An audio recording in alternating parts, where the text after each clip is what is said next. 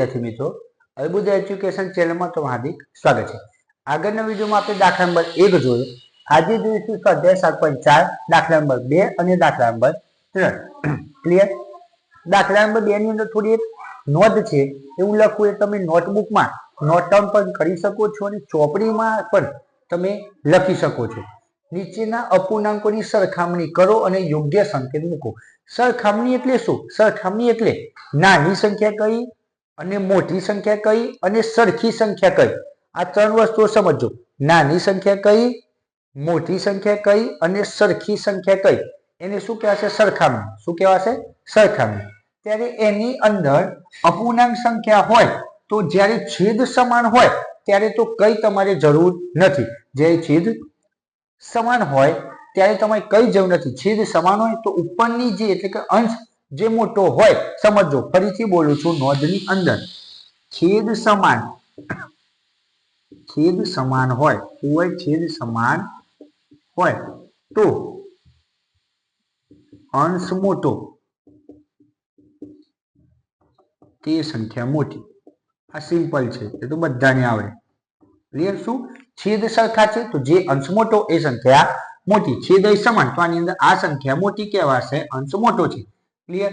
હવે આની અંદર તમારે ખાસ યાદ રાખવાનું છે, સમજો આની અંદર છેદ કેવા છે? અલગ અલગ। કેવા છે? અલગ અલગ। અને અંશ કેવા છે? સરખા। ધ્યાન આપજો, બહુ જ ઉપયોગી થશે। જો અંશ સમાન હોય, ફરીથી બોલું છું, જ્યારે અંશ સમાન હોય ત્યારે જે છેદ નાનો હોય, છેદ કેવો હોય? નાનો હોય, ત્યારે તે સંખ્યા મોટી કહેવાય। ફરીથી હું લખું છું, અંશ સમાન હોય અને જે છેદ નાનો હોય। શું? અંશ સમાન હોય અને જે છેદ નાનો હોય તે સંખ્યા મોટી। આ તમારે આ બધું લખવાની જરૂર નથી, આ હું બધું સમજાવવા માટે લખું છું। તે સંખ્યા મોટી। ક્લિયર? આની અંદર અંશ સમાન છે અને આની અંદર છેદ જોશો તો આ છેદ નાનો છે, તો આ જે સંખ્યા હશે 1/4 એ કેવી કહેવાશે? મોટી। કેવી કહેવાશે? મોટી। સમજાઈ ગયું? એટલે કે અંશ સરખો અને છેદ નાનો એ સંખ્યા મોટી। તમે એ જ રીતે આ ડી જો, પહેલા ડી જ્યાંથી જો, આની અંદર અંશ બંને કેવા છે? સરખા। ત્રણ અંશ સરખા। હવે છેદની અંદર કયો છેદ નાનો છે?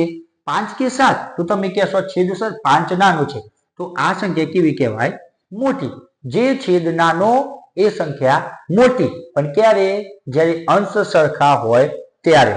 આગળ જોઈએ, આની અંદર છેદ સરખો છે તો ઉપર જે સંખ્યા મોટી હોય એ સંખ્યા મોટી। ક્લિયર?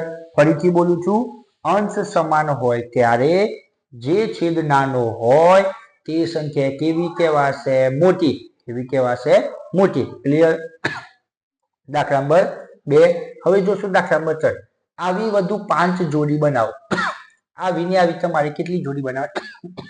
5। તેમની વચ્ચે યોગ્ય સંકેત મૂકો। કયા સંકેત? આ રીતે, આ રીતે અને આ રીતે 5 સંખ્યાઓ બનાવવાની છે। કોઈ પણ તમે બનાવી શકો। હું મારી રીતે બનાવું છું। એક સંખ્યા તમે જુઓ, તમે તમારી રીતે બીજી સંખ્યાઓ પણ લખી શકો છો।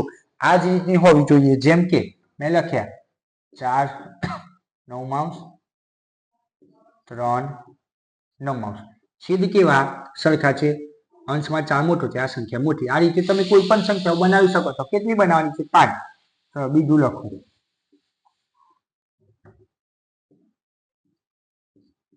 જુઓ ધ્યાનથી, આ રીતની અંશ કેવા? સમાન। તો જે છેદ નાનો, આ 7 નાના, તો આ સંખ્યા કેવી કહેવાય? મોટી। ક્લિયર? ચલો કોઈ પણ બનાવાય। હું લખું 3/3 3/2। બંને સંખ્યાઓ કેવી છે? સરખી। કેવી છે? સરખી।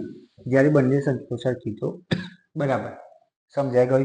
કોઈ પણ લખી શકો છો, જરૂર નથી કે હું જ લખું એ જ સાચું। તમે તમારી રીતે પણ આ રીતની લખી શકો છો।